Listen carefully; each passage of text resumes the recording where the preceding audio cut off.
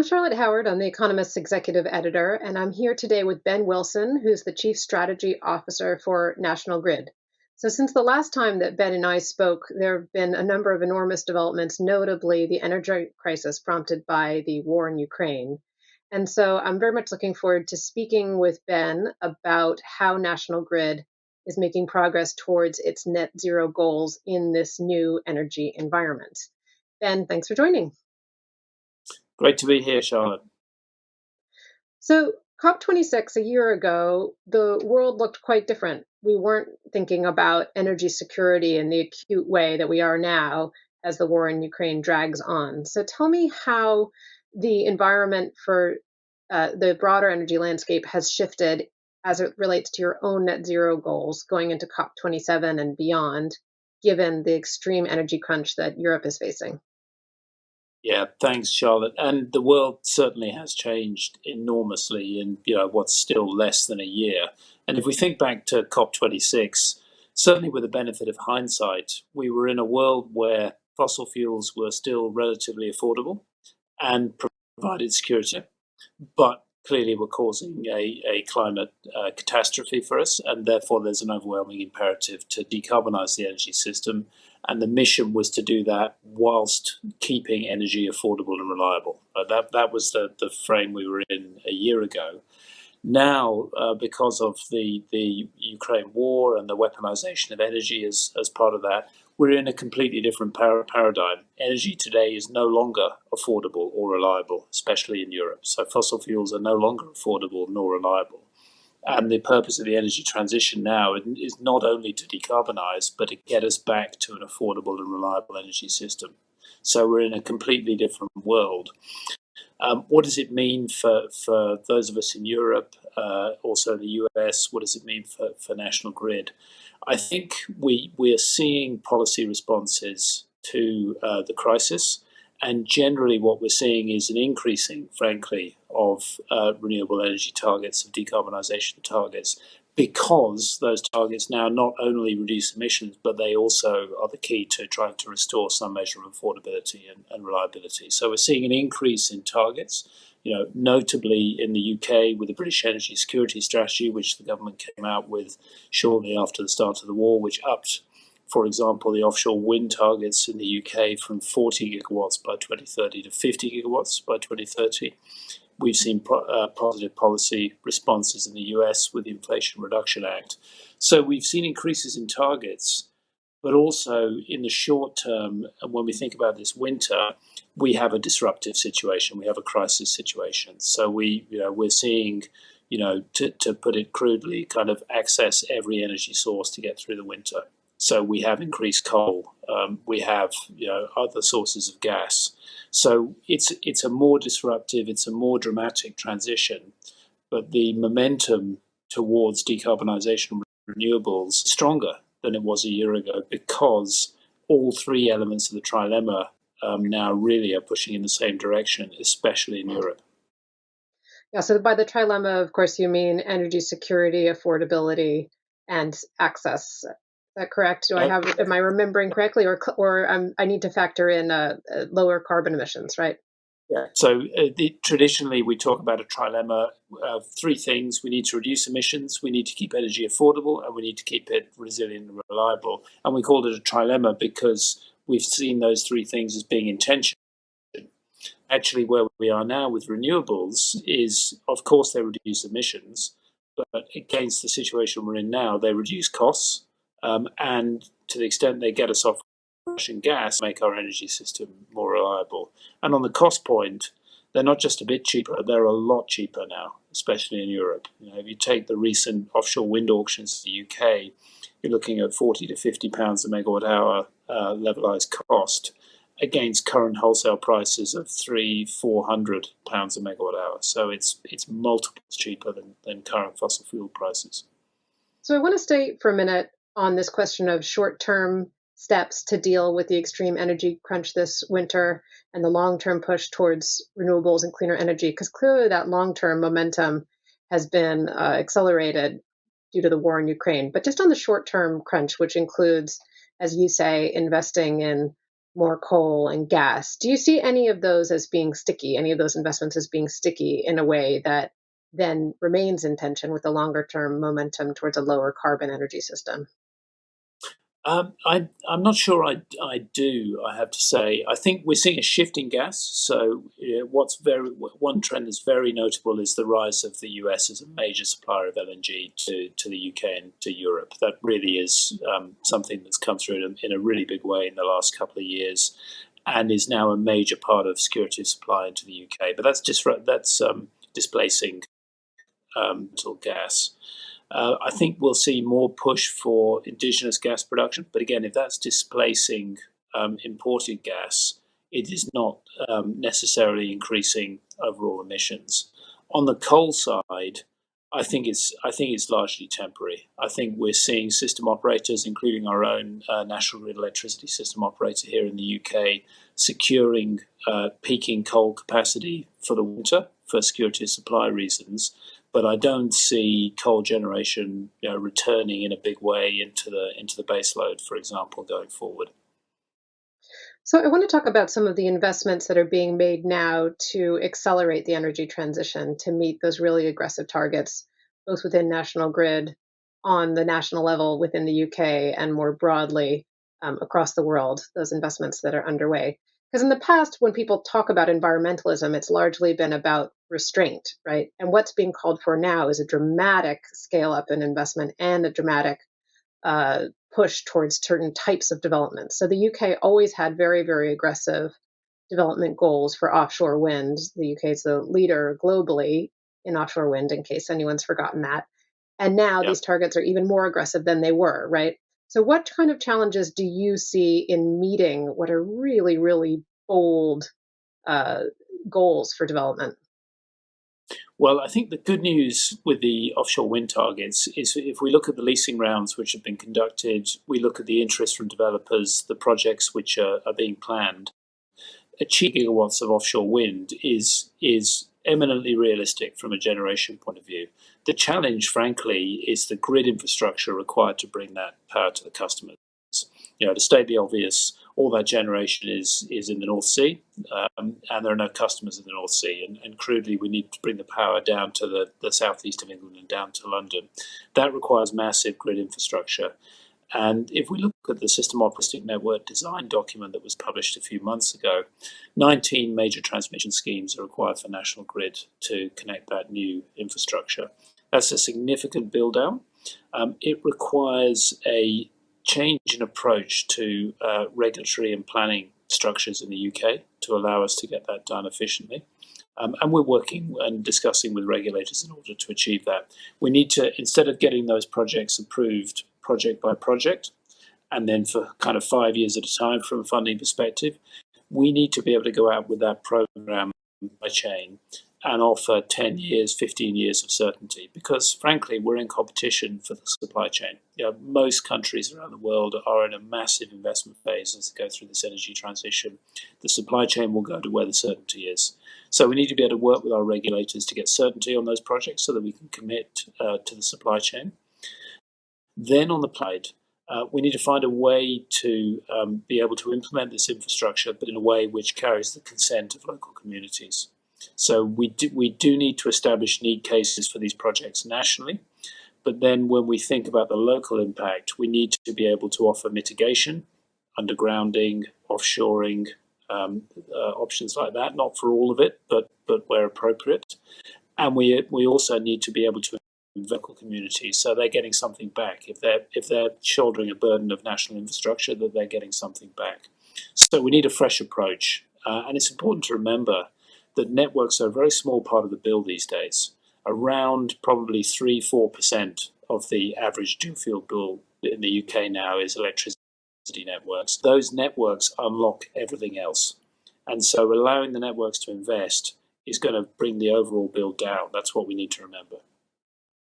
Yeah, what you just outlined is hugely complex. If you go into any one of the areas that you just specified, each of those requires a different innovation, a different type of innovation than we've historically thought of being necessary in the energy transition. So, of course, there's been all sorts of innovative work in making wind turbines more efficient, lengthening the blades, figuring out how to more efficiently convert solar power into energy, all the work that's being done on hydrogen. There's that category of innovation, which is of course hugely important to the energy transition. But what you just described is regulatory innovation, right? And it's in some ways innovations that have to do with public opinion, particularly on the local level, because it doesn't matter how efficient your wind farm is, how much energy it's producing, if you can't, as you say, get that power to South London because someone doesn't want a power line going through their village. So I just want to take a moment to dwell on that because it's probably the least sexy, but increasingly one of the most important parts of the energy transition is how to deal with things like permitting. So do you see any country in your work at National Grid, and I'm sure you're looking both within Britain and far beyond its borders, do you see any country that has cracked the code on how to get these projects built quickly and how to deal with some of those obstacles that are not actually technical? They're obstacles that have to do with public opinion? So I think some of the continental European jurisdictions, I think, have been able to take a longer term view in recent times. And I think that there's a couple of benefits there. One is the ability to plan ahead. It's a lot easier if you're not doing it when the developer is already waiting for the infrastructure, right? If we're able to plan ahead and build before immediately it's needed, that is extremely beneficial. But I do think as well there is technical innovation that we can be looking at. A lot more high voltage DC offshore cable, what people are calling offshore islands. So offshore converter stations, offshore substations, which can act as a hub for connecting multiple wind farms, and in Europe also combined with interconnectors between different countries, what people are calling multi-purpose interconnectors.